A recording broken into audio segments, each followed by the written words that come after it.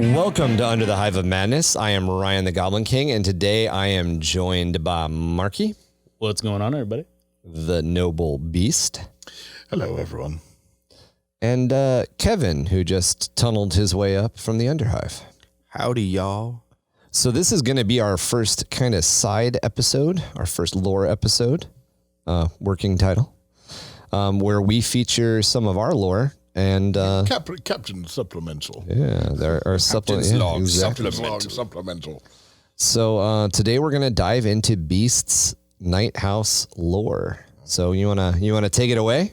Yeah, absolutely. So I created not too long ago. I decided to get into Imperial Knights, and we talked about them briefly here and there. But yeah, I decided to get into Imperial Knights, and I started to build an army. And in doing so, I really wanted to do something different. I thought about joining. I thought about going with a theme from one of the, already pre-made households, like House Terran, House Hawkshroud, And the thing about Knights is that there's a couple ways you can make them. You can make them under the allegiance of Questor Mechanicus, or you can Questor Imperium, or Imperialis Questoris Imperialis. Thank you. Yes. And in doing so, you gain certain perks and things like that. So I decided to steer away from the Mechanican. I didn't want to be Mechanicus related because their lore doesn't quite vibe with me. They are princeps, and they're like about the Omnissiah and very kind of religious. Whereas the Imperium ones are very much more like they operate like barons. You have a high king, and then you have barons, and you have an exalted court, which are your leaders, so to speak, in the household. They're basically the Knights of the Round Table, if you could imagine, right? So I wanted to do something a little different in making mine, and the guys here have been with me for a good chunk of what I've created. Dabbling. When I first pitched the idea, I got some mixed responses. Oh man, I hated it. Yeah, I was like, oh, I don't know, dude. I hated it for like 10 seconds, and then he got to the next sentence of the description. I was like, all right, I can respect that. Yeah, I was like, I feel. Yeah. So what I decided to do was I based my knight characters off of Disney characters. I chose to do Disney princes. And after I got stomped, I was like, okay, fine, it's cool. Well, so I decided to do Disney princes. I think it's something that's never been done before in 40K, at least that I've ever heard. And of course, when you first say that, like, oh yeah, my guys' characters are Disney characters, it sounds really dumb, but hear me out. So in the the future in the universe of 40K, there is a system called the Avalon system, and in that system is a planetary body. There are numerous planets, and the household of the governing knight household is the Disintine household, which is basically a fancy way of saying Disney.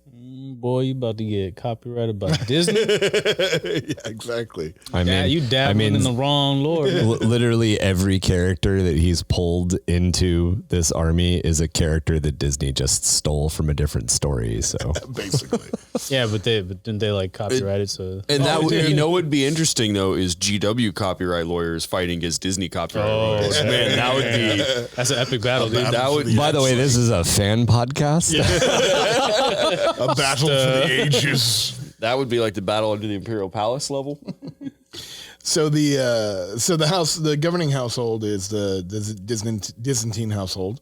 The High King is actually Arthur, and he is based off of Sword in the Stone, young Arthur.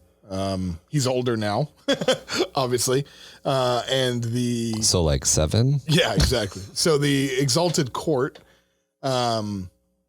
are Prince Eric, who is famous from Little Mermaid, Prince Adam, who is Beast from Beauty and the Beast.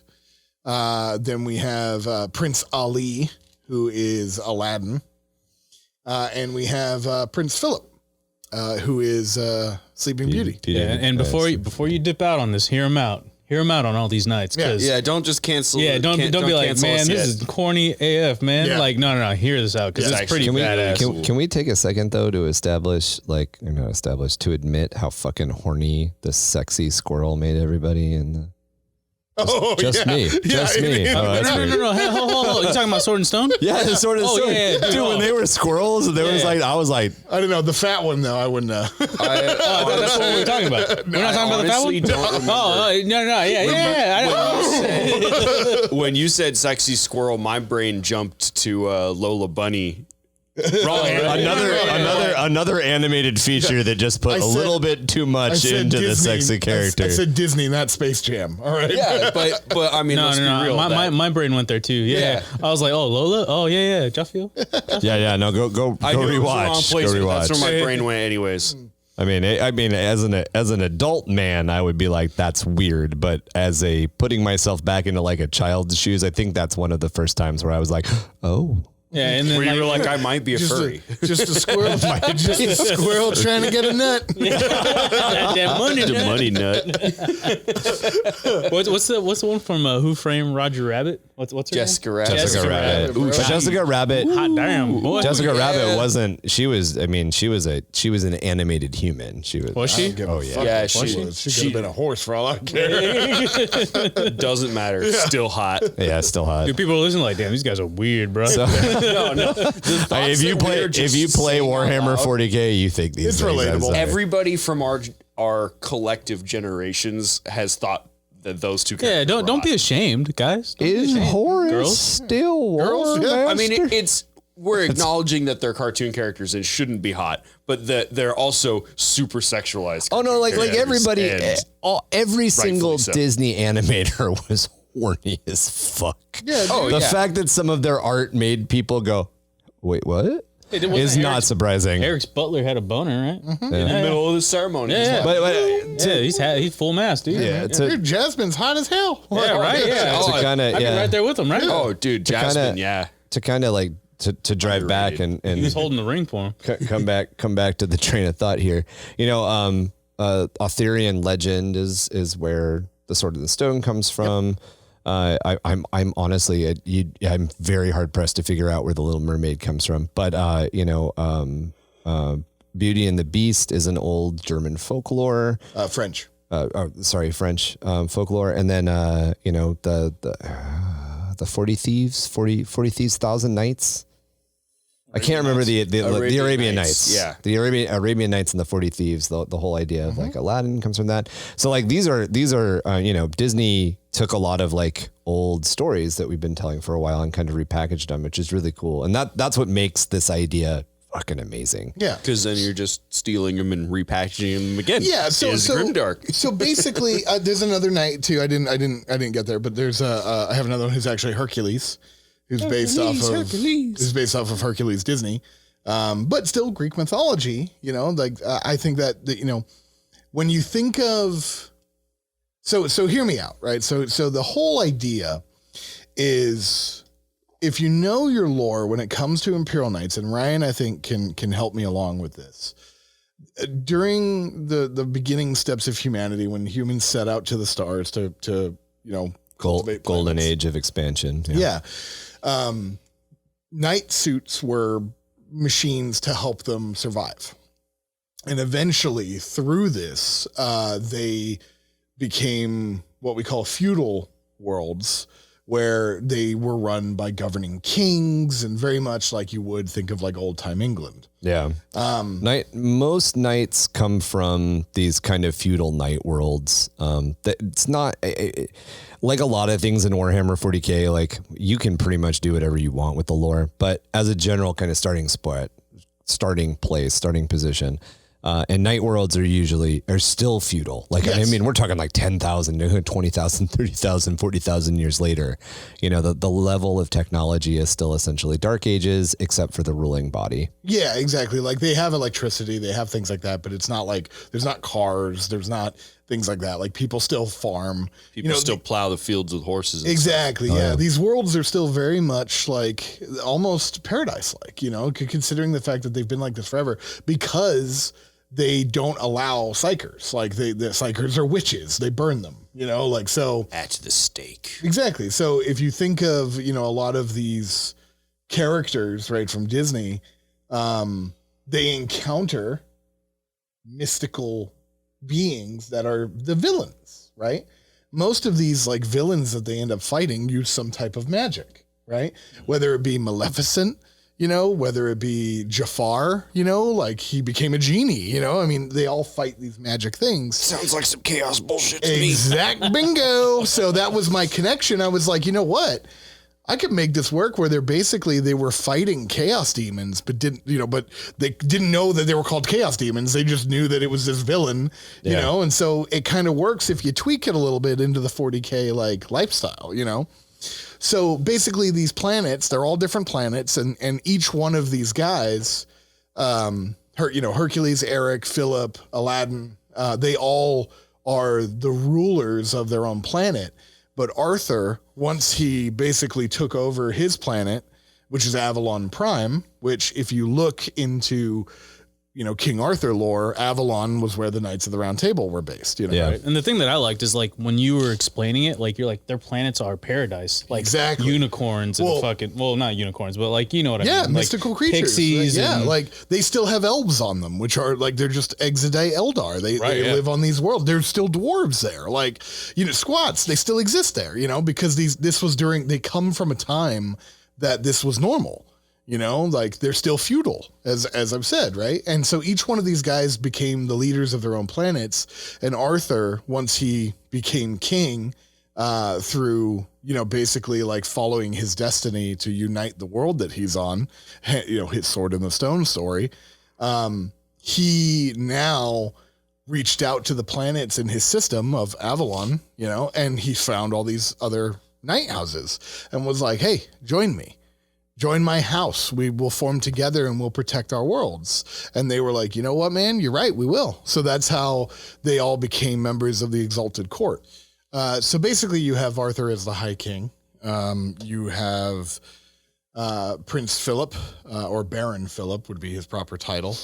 He is the King's Sword is his actual title in the Exalted Court. Then you have Ali, so Aladdin. Baron Aladdin, he would be the Herald. You would have Baron Eric. He is the Master of Judgment. And then you would have Adam as the Gatekeeper. Now, those are actually titles in the Exalted Court. And then after that, you would have barons. And so Hercules is a baron. He's the leader of his own planet. And then below them are their own knightly vassals. So the way that you got Genie, you got Iago. No. Yeah. So my plan is to eventually expand upon each knight and his house, and his vassals to incorporate that. So for Adam, he'll have Lumiere, and he'll have Codsworth.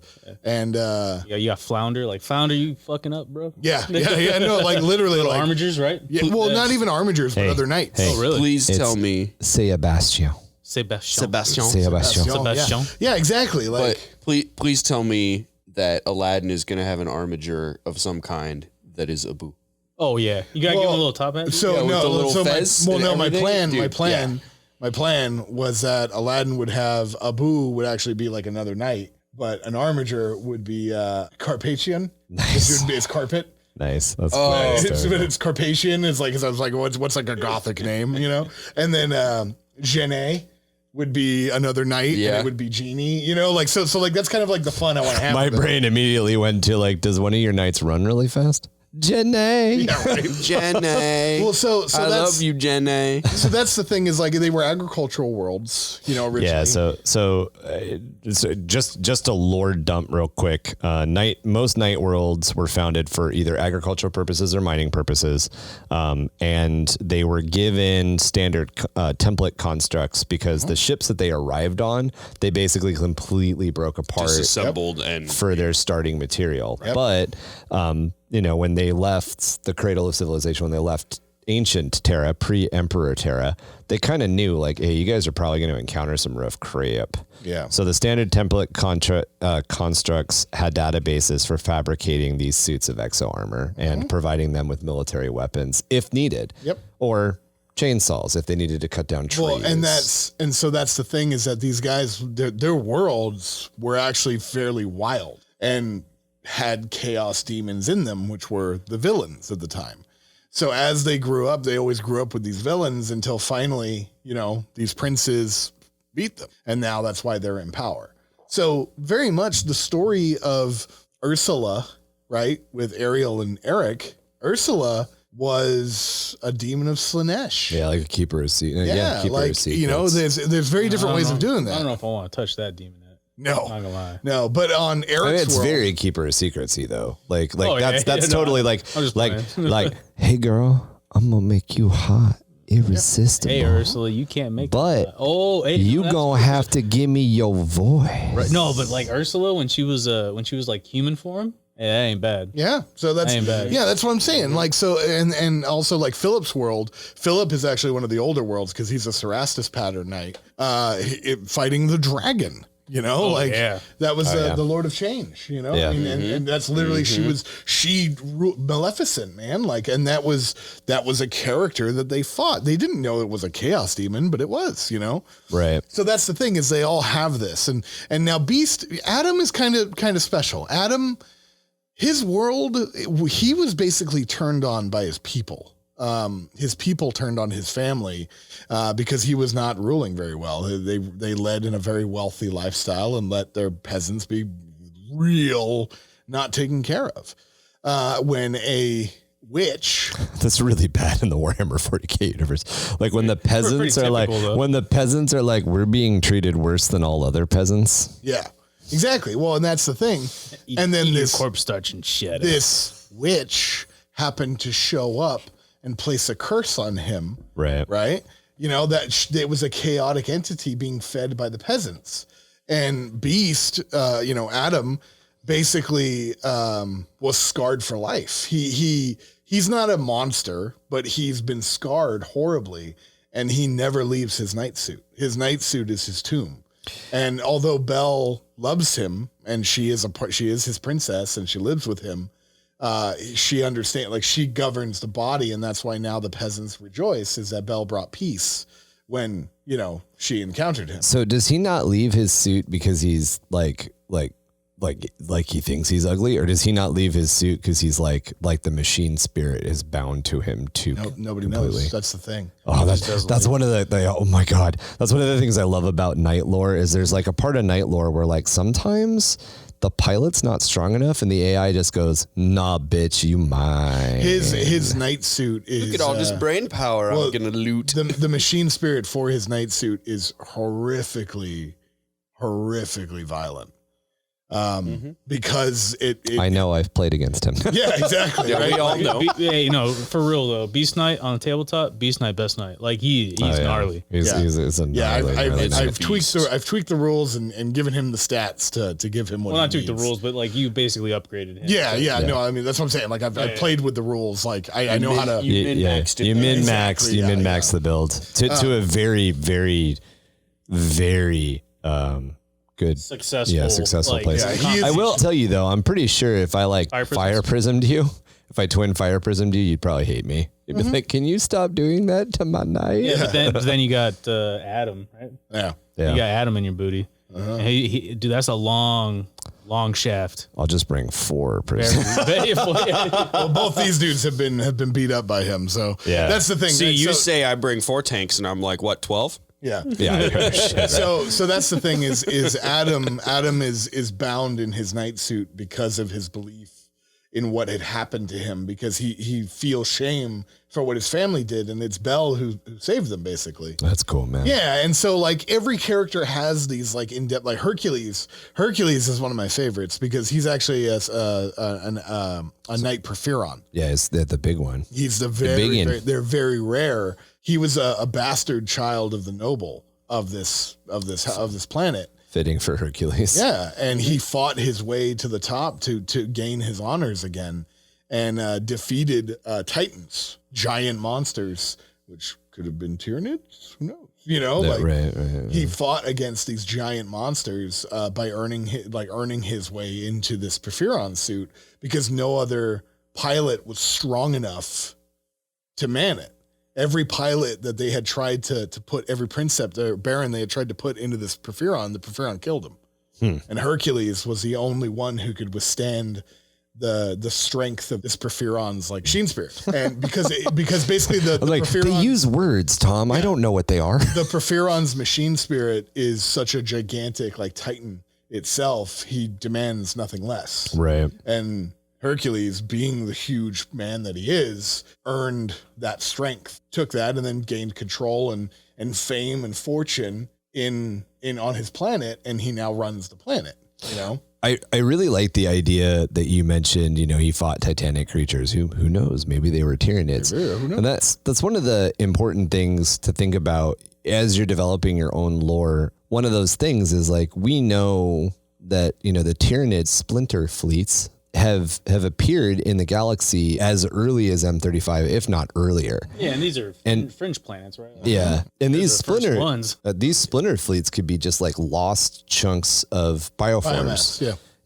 that are lost. And like that's one of the things, like the Catachan Devil is theorized at this point to be just an offshoot of the Tyranids that's so separated. So it's very possible that you can, when you're developing your own lore, play with this stuff where you're like, oh yeah, no, there's totally these bioforms that the Tyranids don't know about. They haven't gotten to that planet to eat those bioforms yet, so they don't know they exist, which is, I like it. It's very cool. I very much like that part. I tried to tie in a little bit of everything. And the side little thing about the Tyranids that I was going to speak of, I don't know if it's the case for every single Hive fleet, but they're actually approaching from the other side of the galactic plane. Oh, right. Yeah. They're not coming in, like when you're looking at the map, they're not coming in from the side. They're coming in from the way you're looking at it. Yeah, humans, So if the map humans, was out because on we the live, table, they're coming from this way, ceiling down. Right. Which means that they can actually no one can see you, Kevin. Right. So what from the ceiling, Kevin's basically talking about is humans who are bound to a planet. We have a tendency to think as on a two-dimensional map surface. So like when we think about things entering the galactic plane, we're like, okay, are they coming from the north, south, east, or west? What Kevin's kind of describing is that the Tyranid Hive fleets are coming in from above the elliptical. They're coming in Z-axis. From above down into the galaxy, which means that they can theoretically be striking everywhere, both anywhere and simultaneously. Yeah, it's so that's one of the nice things about the Tyranids, that you can throw them in literally anywhere, and it would make sense that they're there to eat shit. My figuring on Hercules and his planet was that it was a distant coastal type planet. It had a lot of ocean, it had a lot of shoreline, and a Tyranid like Biovore had like landed in the ocean, and millions and millions of years like before humans ever colonized there, and life finds a way. You know, and so there were these Titans walking the planet, which were these, you know, horrible creatures that, you know, I mean, they took on aspects of the planet. The one that was in. What if it was like a Kroot that ate a Tyranid, and then now it's a big ass. We don't eat Tyranids. We'll talk about it later. Oh, really? No, we don't eat Tyranids. Oh, never mind then. That's gross. But you know, so like each one took on. Chance to. Each one took on an aspect from its own element. So like the ones that were in the snow became like a frost giant, you know, like things like that. Yeah. It makes sense. Yeah. And it's passable. Yeah, exactly. Yeah. I really want to make a Tyranid army now that has fur. God damn you, Tom. Yeah. Well, and that's the thing. Like that could happen. Tyranids. Tyranids. This is my owlbear army. Yeah, right. But actually, I would like that. I think that would be cool. Well, I think that's something that doesn't get brought up. Like that can happen. Yeah, nobody kit bashes a Tyranid army. No. The most they ever do is they do like rock crabs and stuff. Like, how would you guys feel if I just showed up with like literally a suitcase full of hermit crabs and put them on the table? I was like, this is my Tyranid army. Turn one. Yeah, I'd be like, get this shit off my table. Turn one. They're all over the place, and Kevin's like, I guess my movement phase is over. Kevin, it's my turn. Stop moving. Dude, I can't. Ow, my finger. They don't move very fast. I mean, they get you. It's very cool because you took kind of this framework that is a very different, you know, almost polar opposite to Grimdark, and then you kind of started fitting it to Grimdark, which illustrates all of these very unique, very kind of cool things you could do. In fact, the very first time you outlined everything to me and you were like, no, Ryan, like just sit down. My story gets better. Tell you a story. And it'll get better. And like he's all. This is just the beginning. He's not even. That has been. There's a part 2 and 3. But my first reaction to hearing everything was like, oh man, like I have my night house Crassus that I'm working on, but I'm like, oh man, I want to abandon it and I want to make like just as the foil to your army, I want to make the Lovecraftian gods, the old ones, into a Chaos Knight army. That was like my very first reaction. Was I was like, oh, I didn't think I'd be this inspired. Well, and that's kind of like, I did it for 2 reasons. One, I did it for my girlfriend because she loves Disney and I was going to be spending a lot of money. So I figured if I came up with this idea, she'd be about it. Get her on board. And it's exactly. Get her on board. Yeah. Lady authorized spending. Exactly. Now, like, she doesn't like inhibit me, but I just figured this would just make everything easier. He was almost like my wife. The only one that's not married here, pretty much. But also, too, because I really wanted to emphasize how creative you could be. Like, and I mean, I took it as a challenge because I was like, this is going to be hard. Like, yeah, you took a very interesting like story seed and ran. Yeah, because I mean, I figured anybody that was into 40K would like listen to this and be like, you're a dork. Like, and that's bad when somebody who plays 40K calls you a dork. You know what I mean? Yeah, like, yeah. I just want to say that like the way that you're playing your knights it doesn't fit with the lore. Yeah, exactly, right? So that's why I'm very emphasized on like, no, listen. Yeah. You know, because so here's the thing, right? Past the age of strife, right?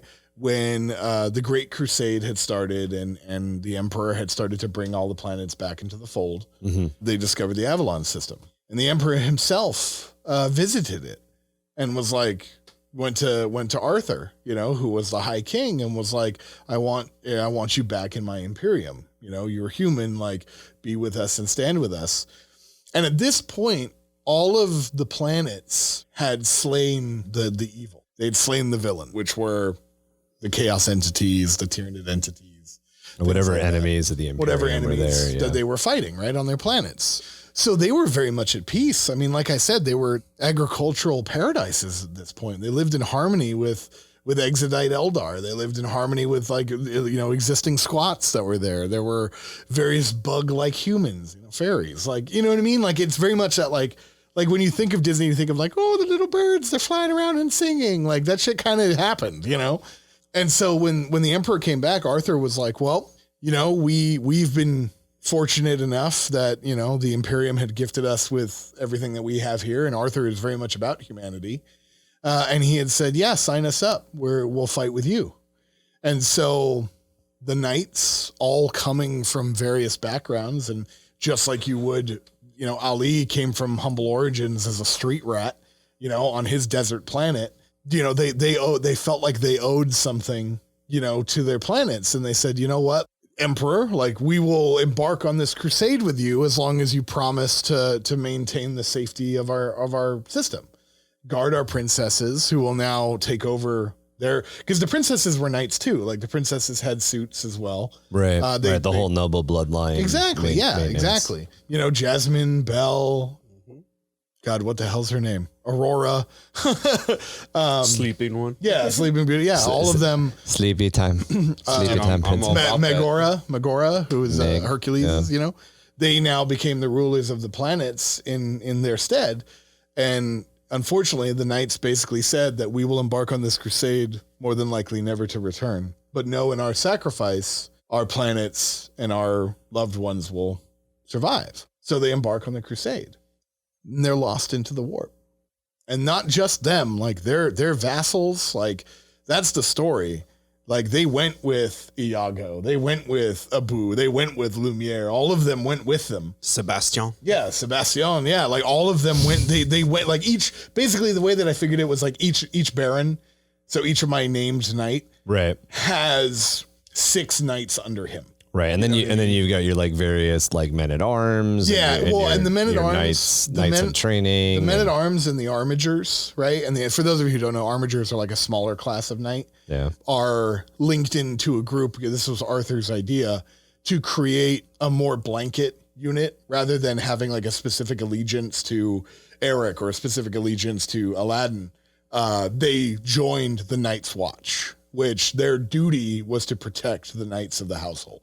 Is that how you do your men-at-arms too? Yeah. Okay. Yeah, they all fight for the Night's Watch. Rather than like a traditional man-at-arms, which is sworn to a lord who's then sworn to a king. Right. They swear to the order of the Night's Watch. They swear to the organization as a whole. And just to kind of lay it out, like so there's knights, which are the big walking machines. And then there's armigers, which are slightly smaller, which are usually like, think of it like they're local area networked, wirelessly area networked to their knights. So their knight lord pretty much kind of dictates what they do. They're like squires. Yeah. And then there's an entire, usually under that, there's a group called Men at Arms, which are basically like an Imperial Guard regiment. Yeah. It's an Imperial Guard regiment that's got some basic weapons. And in that group, you know, there's usually a group of those guys who are a little bit more elite, a little bit more veteran, who are the guys who are aspiring to be the night pilot when there's an opportunity. Yeah, and they usually will jump in towards the armigers. Yeah. And so instead of making it kind of like that, I just decided, you know what? Because I wanted a uniform paint scheme, because I wanted the barons to be and they're like personalized. Yeah. And their knights that fight with them to be personalized. I wanted everybody to be an individual character rather than all spanning the same colors. Right. That's why I developed the Night's Watch. The Night's Watch is the organization that the men at arms and the vassals, like the squires, they join. Right. And they swear their allegiance to the Night's Watch. And if they do due diligence, they can work their way up. That's super cool, man. Yeah. And that's the thing too, is the Night's Watch takes anyone. Yeah, that could be replenished on Crusade. And so theoretically you'd never run out of pilots. Correct. Well, so here's where the story gets interesting, right? Okay. I was going to say, because your Night's Watch they're not Imperial Guard. They're dudes in power armor. So how do we get, okay. Yeah. So, here's where it gets interesting, right? So, before leaving for their crusade, like basically they've left for their crusade and they're in their ships, you know, their frigates and things like that, with their drop keeps. They come across a detachment, because mind you, this is before Death Watch. Right. They come across a detachment of Space Marines of Gray Shields, right? Which, if you know 30K, Gray Shields are kind of like the Lost Sons. Like they don't have There's essentially like there were loyalists in the traitor legions. Exactly. And a certain percentage of the loyalists in the traitor legions were gobbled up by Malcador, and they were turned into what became the Grey Knights. But before they were the Grey Knights, they were the Grey Shields, and not all of them became Grey Knights. Right. Some of them just got folded into other legions, or during the first founding became the heads of new chapters. So exactly. So they come across in this fleet, because they join with a larger fleet for the crusade, a Inquisitor. And then this Inquisitor happens to have all these Space Marines with him. Not a lot, 300 or so. And the Inquisitor noticed something about this knight household that was different from other knight households that he'd seen before. And it was the fact that they were united yet different, and and he listened to their stories and realized, like, oh man, you guys were fighting chaos before you knew it was chaos. Right. You know what I mean? You were fighting this before you knew it was this. So it's like, wow, like you've come from a hardened background. I want to make sure that you guys survive, because they had sworn allegiance to the Imperium, not the Mechanicus. And so the Inquisitor was like, I'm assigning these knights to you. I'm assigning these Space Marines to you. And the Space Marines decided to take on the Night's Watch as their chapter. So technically, so did this all, like, because I mean, like, obviously it's 40K and you're talking about like ancient history. Did this happen during the Crusade? During the Great Crusade.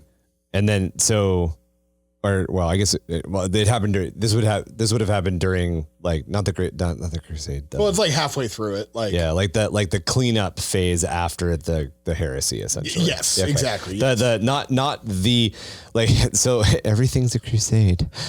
You get a crusade, and you get a crusade, and you get a crusade. But yeah, so essentially, you're not talking about that they were recruited during the Great Crusade. Then the heresy happened. Then there's the Crusades of Redemption, the Crusades of like the Crusades of healing. The Knights have been on crusades since the Great Crusade. And now we're into the post-heresy Reformation period. Yes. Okay, got you. Yes. So because they've been fighting with the Imperium this whole time, Right, wherever they've needed help, they've gone. And, the Inquisitor, like by their record, was like, these guys are kicking ass. Like, and he had these guys. So boom, here's your Space Marines. Yeah. Second founding happens, here's your, that's cool, man. Yeah. Like so that. the Space Marines are the Night's Watch. Now, keep in mind, there is only a few of them. And the interesting thing is that they still have humans as Night Watch also. So, you had mentioned that they had been lost in the warp, or that I'm assuming not yet. That hasn't happened yet. Okay. Yeah. Cause I was going to say so now in 40K, have they lost enough Space Marines through crusading or through action? So shortly after this happened, a warp storm split their fleet in half. Okay. And sucked up the entire Knights fleet. Okay. The Knights now have literally been entombed in the warp all this time. Which to them could be like minutes. Well, it's the way that I put it was that it's like what did I say, Mark? It's like blinking. Like they blink in and out of existence. Like like they almost showed up like Legion of the Damned. Yeah, so they're like, So there's certain points where they come back and they're like, oh shit, and they're in the middle of a fight. Like they're in the middle of like pop out. And they're like, oh crap, like so they're fighting this whole time and they're blinking in and out of existence out of the warp. And then finally, after this big rip in the Eye of Terror, the warp Citicris Maledictum. Maledictum. The warp has and keep in mind too, that Arthur and the Knights have no idea what year it's been. Like, as far as they've been concerned, they're just fighting. Yeah. They're just fighting, right? Yeah, for them, it could have been like 15 years. Yeah. Right. And so Cue now, the Horus War Master soundbite. Right. Is Horus still War Master? And so now after this rip, right, the warp kind of stabilized to let them out. Okay. So they've been puked out of the warp. They don't know where, right? And and they are in shambles. They are depleted. Their Imperial Guard regiments, their men at arms are gone. Most of their friends, Lumiere's gone, Codsworth is gone, like all of them are dead. And there is very few left. Like it is literally the Barons and like a few Knights and a handful of Night's Watch. So, I mean, we're watching you model the Knights now, and they look fucking amazing. Like every single Knight looks amazing. Yeah, every Knight is unique. They've all got special kind of weapons that you've custom fabricated in some capacity on there. Gave some cool names. And I know you. The Talons as old as the Talons as old as time, and then what was it? The Trident of Eternal Tides. So the Beast Knight has chain fists instead of a rapier chainsword and a thunderstrike gauntlet. So his chain swords are called the Talons as old as time. That's awesome, man. Eric has the Trident of 1,000 Tides, which is literally the King Trident, like Triton's Trident. Ryan printed up. It took him like 18 times to 3D print it. Oh my God, that Trident was such a pain in the ass. Yeah, but it's so cool now. Yeah, and he's also a Knight Paladin, so he has a cannon on one arm because Eric got that rapid fire battle cannon from the ship. Yeah, exactly. It represents the broadside of the ship. Yeah. Yeah, it's cool. Absolutely hate that cannon. Ali has a thermal cannon, and he's also got the Sword of Agrabah, which is a giant fuck-off scimitar. Yep. Philip's story is actually interesting. He gave his sword and his initial knight suit to Aurora, which was the sword and it was a Castigator Knight. Okay. Which is the double Gatling gun and the sword. And he gave that to Aurora and traded for a Lancer because he needed the shield and sword and lance to fight Maleficent on their planet. And he's been a Lancer ever since. That's cool. Yeah. So she has his suit and he has her suit, but he hasn't seen her in 30,000 years. Yeah, exactly. Which probably means it's not her anymore. Yeah, well, I mean, basically they've traded. Like They traded weapons, yeah. Yeah, and foreshadowing: Arthur, the princesses may not be the princesses anymore. Yeah, the lance on Philip is called Maleficent's Bane. Nice. Arthur's weapons. He's a Castellan knight. He has Excalibur, which is the volcano lance, and his plasma cannon is Merlin's Wrath. Yeah. That's awesome, man. So yeah, I was like, I want to have some fun naming these dudes. Oh, yeah. But so here's they've been puked out of the warp. They're in shambles, and they find a nearby Deathwatch station, which is like one of our first like kind of campaign stories we're gonna do. Find a watch out. Is the knights teaming up with Deathwatch Very cool. and being like, "Yo, like where are we? Like what year is it?" The year of our Lord Emperor. Yeah. And basically the Deathwatch are like, "Yo, here's the time," and the knights are like, "Holy shit." We've been gone like 20,000 years. You know what I mean? Like, I gotta find the Doc Brown of this timeline so I can. well, I mean, think about it. So, like, how long have they been gone? Can a knight 30,000 years. Yeah. No, not 30,000 years. 10,000 years. Yeah, 10,000 so they've been years. gone Sorry. 10,000 years. Yeah. And once they realize this, 10,000 years will give you such a crick in the neck. Sorry. well, so now they've realized the Emperor is basically a corpse. You know, like they've heard what happened to the Emperor, and they're like, did he hold up his end of the bargain? Because they've seen what a mess the universe is in. Right. Oh shit! What happened to home? Yeah, it was so- supposed to be safe. Yeah. So now they're on their quest home. And that's where our Crusade game is going to take place. Very cool. It's the Knight's quest home, and they're not going to like what they find. Very cool. So again, to get back to your modeling side of it, I know that we've seen the Knights and some cool stuff there, some cool customizations there. You grabbed some Primaris for your Night's Watch, right? Mm-hmm. So I'm a huge, one of the things that I really love about the Primaris line from a kit bashing and from a modeling hobby standpoint is true scale Marines all the way. So that is exactly what they are. They are not Primaris. Yeah, you're running true them scale. as true scale Marines. Are you actually going to like try to find some Beaky Boys and some other armor bits so you can make them look like the Heresy era Mark III armor? So my initial idea was actually to get Grey Knights.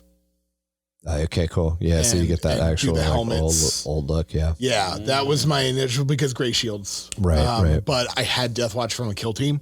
So Yeah. I slapped some paint on them for a game and was like, Night's Watch, But eventually what I do want. Get them Beaky Boys, man. Yeah, like I want Grey Knights, specifically their model, their helm. Grey Knight helmets are one of the coolest helmets. Grey Knight Exactly. helmets are pretty cool. That's really what I want. I do have a soft spot for Beaky Boys though. I love beaked helmets. Beaky Boys have a place, but if you're just talking, if you had to pick one helmet in the whole game that looked coolest, Grey Knight helmet. I actually really like the Forge World. I think they're only in the Sons of Horus line. They're the helmets that they're even more Baroque and like knighty looking than the Grey Knight Oh, ones. they're almost like Steel Legion. Yeah, they look Steel Legion. Like, fucking the Iron amazing. Warrior. yeah, Iron Warrior. Yeah. Yeah, but like a set of that's like $200. Oh, for sure. No, I mean, dude, originally I wanted to go full feudal, Yeah. with like custom models and stuff. But I was like, you know what? Like, I want to work with what I got. I like to bug my friends for 3D printing. Yeah, exactly. But not that much. Like, But I also like my friends. Mark II pattern. yeah. Yeah, that it's helmet. Yeah. Mark II cool. helmet. Yeah. Or that's legit just a knight helmet. Yeah. So that's kind of like, and the other thing too, like I said, like normal humans are part of the Night's Watch too.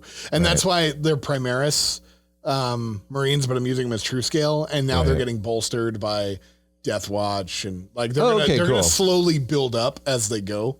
And maybe I got you, boo. yeah. I mean, not only that, but like if those obviously those Grey Shields now the Night's Watch now that they've adopted that name, there's like 13 left. Yeah, Like, that's it. Oh yeah, that's super cool. There's literally That's a like- captain, and that's it. That's like that's like my war Captains and criers. squads. yeah, kind of thing. basically, yeah. That's like my fucking personal lore Space Marine chapter. The war criers, they're almost completely gone. But yeah, I love playing. That is the part about Space Marines I love playing with. Is like Space Marines don't always have to be the biggest, baddest thing on Oh, the dude, planet. they get wiped. Like whole chapters die. You know. yeah. Oh, yeah. Uncountable chapters have been lost. I mean, Cursed Founding, where like most of the founding died, Yeah. The Lamenters or was murdered. I mean, whatever. or the Firehawks. Firehawks, man. Was it the Golden Phoenixes, who are technically the Legion of the Damned? But But yeah, so they're gonna hopefully in the Crusade, like basically basically the more models I can get. That's awesome. Dude. I may be able to resurrect Lumiere, at least his armor. Hey, just go back and find that armor. Yeah, exactly. Well, that's the thing. They were able to recover because most of their fighting, they've literally been like fighting on their own ships. You know what I mean? Oh yeah. So you're playing with a lot of like popped out, got into a fight, but you're also working in the Geller field. The Geller field on deck 5 failed. We now have to deal with the demon incursion in our own ship. Exactly. Yeah, that's so awesome. Yeah. So that's why like that's how like armigers have died. You know what I mean? Is an armiger running around on a ship, is more realistic than a knight, But these ships that they're in, I mean, they have drop keeps. Their ships massive. are huge. Yeah. I mean, like the scale of Warhammer 40K ships. Like that's one of the funny things. So two really quick funny things. First off, the scale of the Warhammer 40K ships in general were made for Space Marines and Space Marine equipment. So they are dumb massive. Oh, yeah. The second kind of weird, funny thing in lore that I always find sort of amusing is people are like, well, I don't understand. Like a Space Marine wouldn't fit through a door. I'm like, bitch, he wouldn't try. He'd walk through the wall. Yeah. Like, I'm sorry, drywall versus a Space Marine? Why is this a conversation? Knowing that Space Marines are a thing, they're going to make everything bigger. Just make everything bigger. But then the counter argument in lore conversations is usually like, well, what about when Space Marines are deployed to a planet that doesn't have Space Marines? I'm like, bitch, you think they use the door? Yeah. There are literally accounts on like Armageddon of like the Dark Angels like descending on a Hive world and just being like, yeah, we don't really care that we drop potted onto the Hive world and killed 100 million people. We got like 10 orcs, okay? Yeah, yeah. There's whole fist fights between them and salamanders on Armageddon. Oh my God, man. Armageddon's a shitstorm, man. Armageddon is fun, and we will definitely get into it. So it's a whole episode on its own.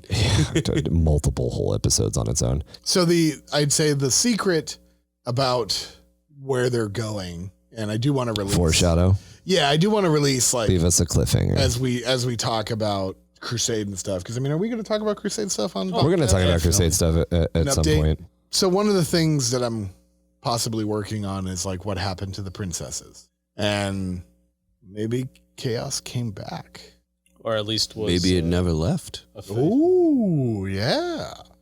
So I think it's going to get very interesting. Like suddenly orcs. But yeah, I mean, like I said, like before, like ideally, like I've had to have Mark like talk me out of it. I've almost bought like 8 nights, like you've had to have Mark talk you out of it. He's got bills to pay, guys. Because what I want each one of my nights to have 2 or 3 nights with him. Yeah, that makes sense. I like that. And that's the thing. Yeah, they still have the armor. They saved the armor from their dead friends, so they're kind of like, well, we can resurrect him. You don't want every game to be like, okay, here's Beast Knight, Eric, exactly, and Arthur. I want Arthur and his knights. Yeah, I want Beast Knight and his, Lumiere. And exactly. Yeah, that's exactly what I want. So it's interesting because as we're playing, we've got like kind of the armies that we play with each other that we talk about a lot, and then we've got the armies that we're kind of working on, not really necessarily like in secret, but just like our side projects. And House Crastus, my knight household, is very much not necessarily the opposite, but like the other side of the spectrum from yours. House Crastus has like maybe 16 knights total, period. It's a very small house. It's not a major house. They don't necessarily have like a way to get new knights. They just have what they have, and that's it. And it works into the lore of my home systems, which we'll talk about later.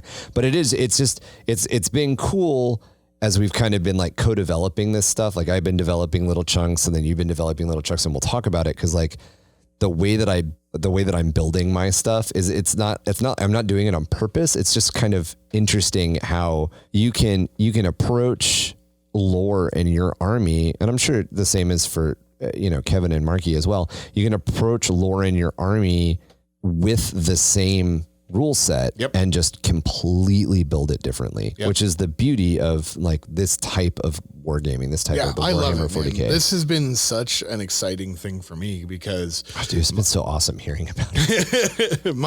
my army originally was Tau, and I went with Farsight Enclave, so I already had I've had my own fun and lore wise with that. But that was more or less like codex compliant. Yeah, exactly. It's like, okay, they have this, they have these abilities, cool. They're Tau, I'll use create these my own suits. Yeah, I'll create my own commanders and stuff. Like I have like Rock Fist, you know, like Deadeye. Yeah, near sight. Yeah, exactly. Near sight. Yeah, you know, near sight's a good one. near sight's hilarious. But yeah, so I mean, I have that stuff, but this one has been like, this is my freaking baby. You know what I mean? Like, it's like, super neat. like That's story fucking cool as wise, shit. like, and also like to go into it too for people listening, like, thank you for hearing me, but also play style wise, I feel that the way I play Knights, I don't know, maybe you guys can help because you fought me. I feel it's super different than I've seen most Knight players play. I have only played 2 people with Knights. No, I've played 3 people. I've played 3 different Knight armies. The first Knight army I ever played with was very, very standard, deployed with Imperial Guard. And yeah, it's different. It's kind of think of the way that I attempt to play Eldar right now. I'm doing a bunch of stuff with my squishies, and then I've got my big guns that are trying to stay in the back and hold crap off. That's very much how that guy played. The Chaos Knight guy that I played wrecked my face. It was Beast Knight times 4. It sucked so hard. Rampager Knights are no joke. It was I think it was 2 Rampagers and like 3 or 4 of the, what are they, Hellglaves? Oh yeah, the little ones. The little armatures. War dogs, It just yeah. hurt a I lot. mean, there's a bunch of different ways to play Knights, and yeah, definitely like everybody obviously has their own unique thing, but like I know the meta obviously changes, but like, you know, I know a lot of people were running like a bunch of gallants. They were running. Now it's more like you run a couple. You run some big guns, and then you run a bunch of armatures or warglaves because they're so cheap. But yeah, definitely the way you play it, I don't see it very often. Yeah. So the way that I run it predominantly in a 2,000 point game is I run the Serax Prince Baron Philip. He's the Lancer. He's my warlord. Because Cerastus Knights, you have to make them warlords if you want to give them heirlooms and traits. Got you. Okay. Then I run Beast Knight, and then I'll usually try to run Who is a gallant? Yes, I'm sorry. And then I'll usually try to run Eric, and if I can, I'll do a Castellan. Who is a paladin? And Very cool. Yeah, so I'll run Eric, who's a paladin. And I'll run Arthur as the Castellan. Gotcha. That's what I try to fit in the points. If I can't, then I have to run Aladdin, who is a errant.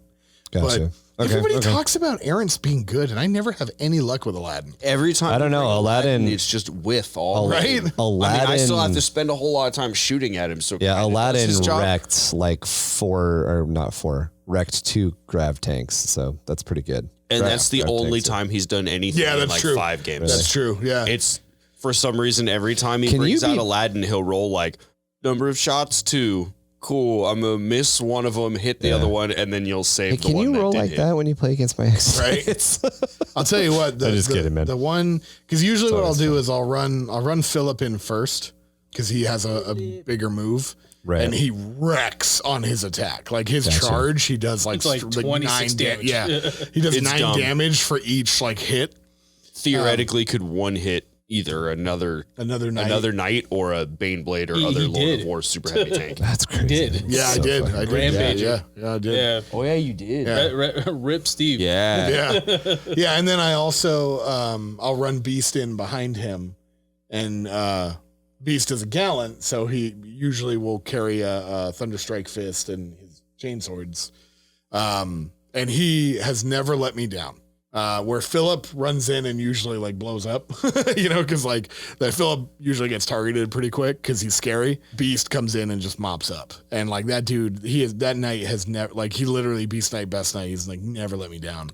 Beast Knight likes to slam tanks. With Oh his yeah, no. attacks. Every single time I pick up, like I kill a vehicle, I can pick it up and throw it. Yeah, I've it's so never fucking failed awesome. It's so fucking awesome. And then Eric is definitely like Eric. It's funny because the Paladin, he's my favorite looking, just on like the way the model paint came together and the trident and all that. He doesn't really excel much at anything. He's been solid. He's been solid though. He He's just steady. does. Yeah, he's just steady. Yeah. Like, I mean, I'll tell you what though, he did some like a battle cannon. When that thing like hits, it hits. Like, Oh, dude, it's like when my Lehman Russes get a full round of shooting off. Like, oh, if I roll 6s on my D6 number yeah, of no, shots, like I it's did brutal. I did 10 wounds on a tyrant. Damn. from one shot of that thing. You know, so. So, did anybody have any hobby progress updates? I am currently. Yeah. Do you have any hobby progress updates? Yeah. Do you happen to be working on Chaos Knights? I do. Yeah. I have one completely built and half painted. And then I have another one completely built, customized, and in the progress of being painted. Very cool. And then I have the parts for another one. So working on Chaos Knights. One of those, the stuff I printed for you, is that in one of them? Yep. That's what I got the parts for. I haven't got the rest of it yet, but Okay. I got that. I can't wait to see it. That's going to be sick. Yeah. So, anybody else have hobby progress I stuff mean, going on? I'm about to put together this super cool Steel Legion squad that Tom managed to score for me. Oh, that's super Happy awesome. birthday. Man. Yeah, happy birthday to me. That's going Nice, to be man. fun. Happy Put birthday. together a squad of boys I've never built yet. That's all pewter too. Yeah, it's the full metal squad of Steel Legion guardsmen. That's awesome. I'm sorry, I love pewter models. Everybody hates on them, but I just love them. Like I love the weight. Yep. I love. It's I nostalgic. do like the weight. The weight is pretty It's nostalgic for me. But yeah, I mean, as far as hobby progress for me, I just finished putting together a Thunderhawk. That's Looks pretty pretty sweet. sick. It's huge. Yeah. Hey, I saw pictures from Vegas that had some cornies. Were those your cornies? No, No, that I was like, this motherfucker goddamn assembled and painted his corn army already. I could give do it. up. I could do it. I literally Yeah, flipped. that was all Steve. I literally flipped 3 tables. No, I'm kidding. yeah, You have to. That's how many we had. No, got, it was our 4th table. We had 3 tables of above ground. yeah, we gotta have a. And then we had a 4th game. table that represented the underground sewer system Oh, taking man. place beneath this fight. That way the infantry when had we somewhere do to go. when we do our like when we get to our first like let's talk narrative like lore, you guys need to recount that if there's good structure there. But anyway, you were saying I'm sorry, you were saying you just finished your we didn't thunder. narrative that one too hard. It just kind of by its nature ended up as just an epic crazy game was with That's shit cool. going on. Let's go. If you guys Hercules. can like lump some narrative into it, that'd be cool. Bro, Hercules in Apocalypse games, Rex. Oh, yeah, dude. I bet. Porphyron in Apocalypse, Rex. That thing is a Yeetus deletus for sure. I remember Deleted a Warhound. I remember my very first 8th edition game with you. No, let me rephrase this.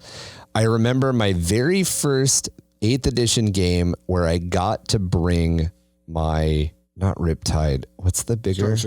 Storm Surge, where I got to bring my Storm Surge. It was with you guys. Yeah, we had 3 on the table. And we had and I was, no, that was our second, that was the second time I ever That played was with it. ridiculous. But the very first time, like I had just gotten my Storm Surge, I had just gotten back into country. I'd only been back into country for a couple of weeks.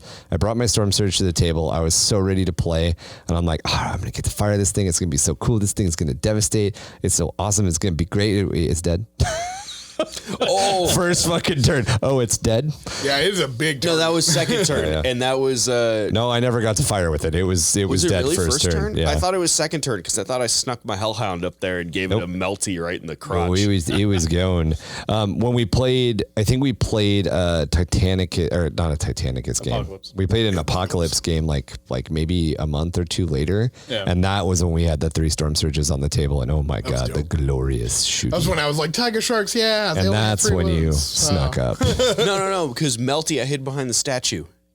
Dude, you fucking. It was right in the middle. I line of sight That's out right. of your line of sight, so you Goddamn totally forgot it was Chimera. there. You moved the Storm Surge up to get line of sight on some other stuff, and I was like, I mean, if you're just gonna park 4 inches away from my Hellhound, that's cool. Nah, it was the That's storm. cool. No, you're. Yeah, I know what you're talking about. My ghost keel. Oh, it was your ghost keel that I just like was just like And my ghost keel should have wrecked your face, but it I should have, admit, but I you had was- no idea that. The Hey, thing was let's just hiding roll a behind the bunch of building. You like ones. to take notches in the crouch. That's cool. Yeah, right.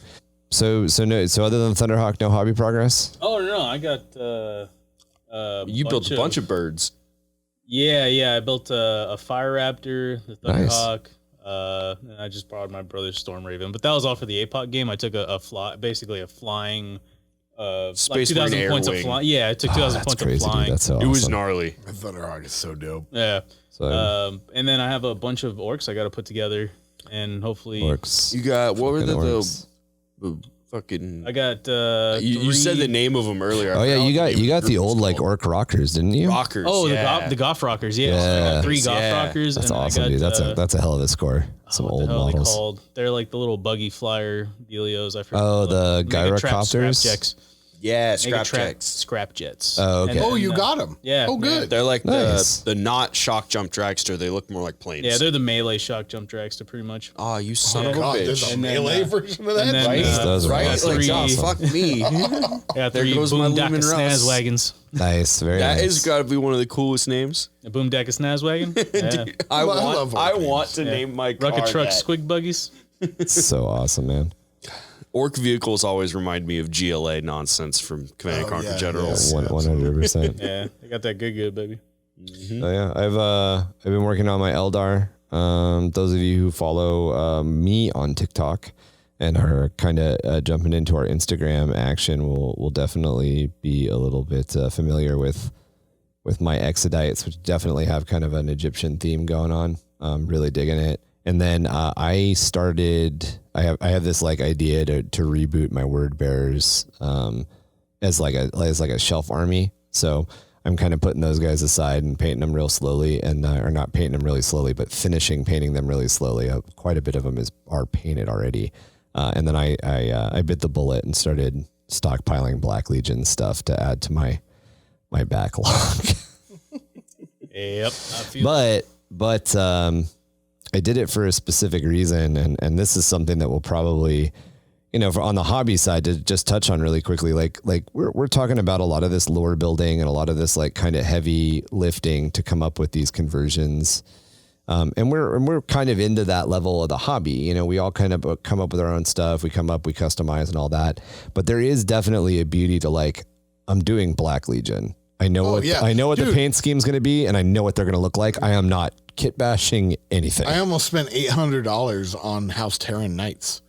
Yeah, just to have House Terran Knights. Yeah, just because I was like, I really want to have Terran. Yeah, yeah. Like there definitely is a point where it's like, no. Like I sometimes I want to paint, and sometimes I want a hobby. So yeah.